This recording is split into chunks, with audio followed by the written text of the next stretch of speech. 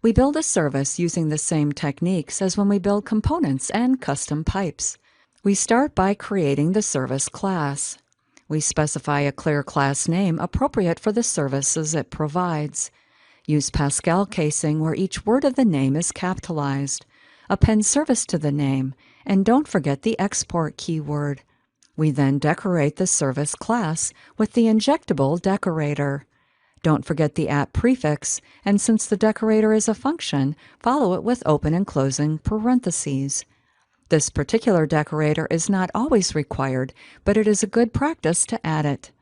And be sure to define the appropriate imports. The first step to registering the service is to select the appropriate level in the component hierarchy that the service should be registered.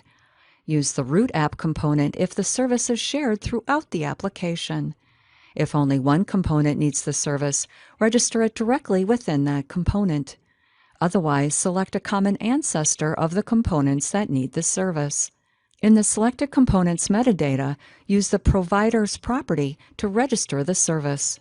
Pass the service provider as an element of an array, and be sure to define the appropriate imports.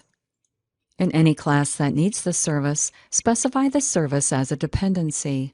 Use a constructor parameter to define the dependency. The Angular injector will inject an instance of the service when the component is instantiated. This module was all about services. We began with an overview of how services and dependency injection work in Angular.